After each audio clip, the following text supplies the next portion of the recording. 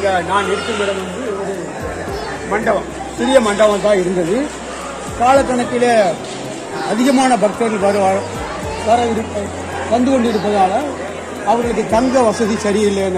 இப்படிப்பட்ட பெரிய மண்டபங்கள் மக்களோட உதவியாலே கட்டப்பட்டது.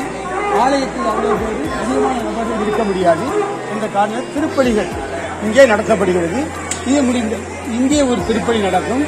அதன் பின் அந்த பகுதியை பார்த்தோன்னா அங்கே ஒரு மண்டபம் கட்டியிருக்கிறார்கள்.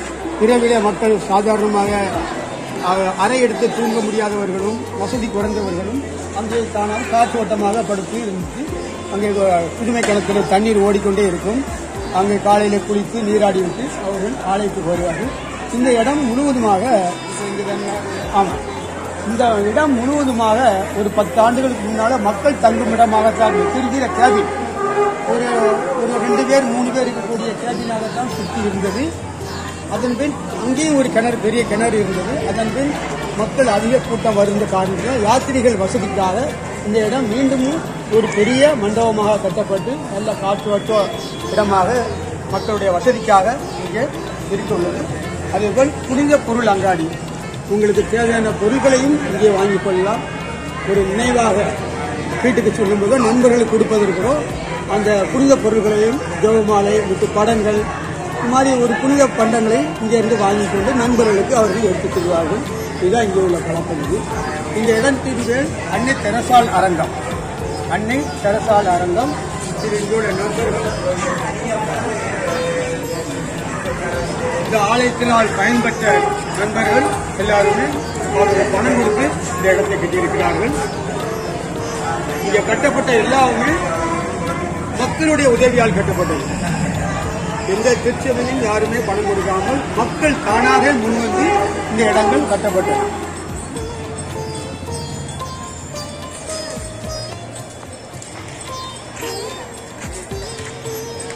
இப்பொழுது நாம் இருக்கும் இடம் வந்து ஒரு புதிதாக கட்டப்பட்ட மண்டபம்.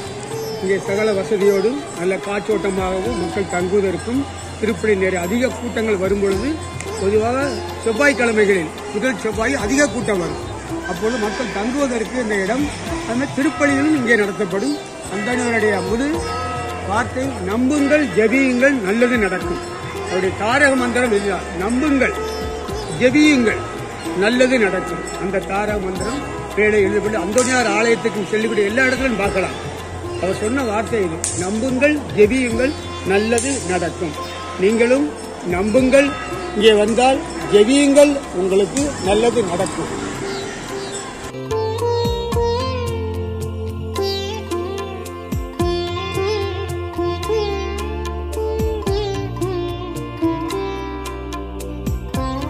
நாம் இருக்கின்ற பகுதியானது இந்த ஒவ்வொரு வருடமும் திருவிழா அன்று திருவிழா நேரத்திலே தேர் பவனியாக எடுத்தக்கூடிய தேரை உள்ளே வைத்து பாதுகாக்கப்பட்டிருக்கிறது. அந்த இடம்தான் இது தேர்கூடு என்று சொல்வார்கள், தேர்ப்பறை என்றும் அழைப்பார்கள். அதே போல் இங்கே இருக்கிற தியான மண்டபம். உங்களுக்கு மன அழுத்தங்கள், மனதால் ஏற்படும் பிரச்சனைகள் வரும்பொழுது இந்த தியான மண்டபத்திலே அமைதியாக இருந்து நீங்கள் பிரார்த்தனை செய்யும்போது உங்களுக்கு மன அமைதி கிடைக்கும். நிறைய மக்கள் இங்கே இருந்து இந்த தியான மண்டபத்திலே ஜெபித்து செல்கின்றார்கள். எனவே இதுக்கான கவுன்சிலிங்கும் இங்கே கொடுக்கப்படுகிறது. சில இடங்கள் இருக்கிறது. சில மக்கள் தன்னுடைய மன பிரச்சனைகளுக்கு தீர்வு காண கவுன்சிலிங் சென்டர் இங்கே இருக்கிறது. அங்கேயும் சென்று அவர்கள் கவுன்சிலிங் சென்று கொண்டிருக்கிறார்கள். இப்படிப்பட்ட நிறைய மனதுக்கு ஒரு அமைதி தரக்கூடிய ஒரு புண்ணிய ஸ்தலமாக புளியம்பட்டி அந்தோனியார் திருத்தலம் அமைந்திருக்கிறது என்பதை நான் உங்களுக்கு சொல்ல கடமைப்பட்டிருக்கிறேன். நீங்களும் வாருங்கள், அந்தோனியாருடைய புதுமை வரங்களை நீங்கள் பெற்றுச் செல்லுங்கள்.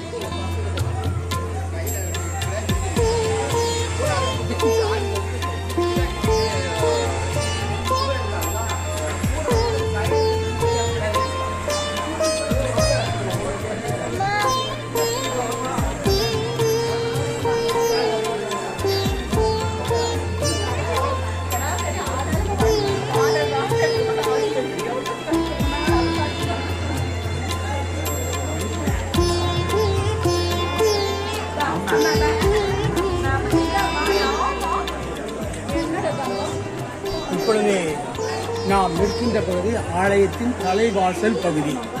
இங்கே உள்ளே சென்று புகைப்படம் எடுப்பதற்கு அனுமதி இல்லாத காரணத்தினால் நாங்கள் வெளியே இருந்து கொண்டு இந்த உள்ளே உள்ள புனித சுரூபத்தில் இருக்கின்ற ஒரு திருத்தலத்தின் சுருவம் இருக்கின்ற பகுதியை எங்களுக்கு காண்பிக்கின்றோம். இந்த ஆலயமானது கருங்கற்களால் கட்டப்பட்டது. எல்லாமே ஒவ்வொரு பகுதியுமே கருங்கற்களால் கட்டப்பட்டது. ஆலயம் 5 ஆண்டுகளுக்கு முன்னால் ஒரு தரைப்பீடமாக இருந்தது. டைல்ஸாக போடப்பட்டு பக்தருடைய காணிக்கையினால் உங்களுக்கு டைல்ஸாக இருக்கின்றது. இங்கே மக்கள் நேர்ச்சிக்காக மாலைகளை அந்தோடியாருக்கு போட்டு புதுமை சூழ்நிலை உள்ளது போட்டு செல்வது. இதுதான் தலையான கோயில். இதுதான் சிற்றாலயமாக இருந்த இந்த புண்ணிய ஸ்தலம் அந்தோனியாருடைய ஆலயம் பெரிய கோயிலாக கட்டப்படுவதற்காக பக்தருடைய முயற்சியினால் 1957 அதிசங்கைக்குரிய குழந்தை சுவாமி சேசு சபையை சேர்ந்த ஒரு தந்தை அடிக்கல் நாட்டினார். சேசு சபை என்பது இந்தியாவிலே கல்வி ஸ்தாபனங்களை உருவாக்கி மக்களை விழிப்புணர்ச்சி கொடுத்த ஒரு சபையானது. இன்றும் பாளையங்கோட்டை மறை மாவட்டத்தில் சரி, saint Xavier's college, saint Francis Xavier, saint Joseph college, இப்பேற்பட்ட கல்லூரிகள் எல்லாம் இயேசு சபை துறவிகளால் நடத்தப்பட்டுக் கொண்டிருக்கிறது. இந்த துறவியே ஆன ஒரு குழந்தை சுவாமி சேசுதான் அவர்களை இயேசு சபையை சேர்ந்த ஒரு தந்தைதான் இந்த ஆலயத்திற்கு அடிக்கல் நட்டினார்.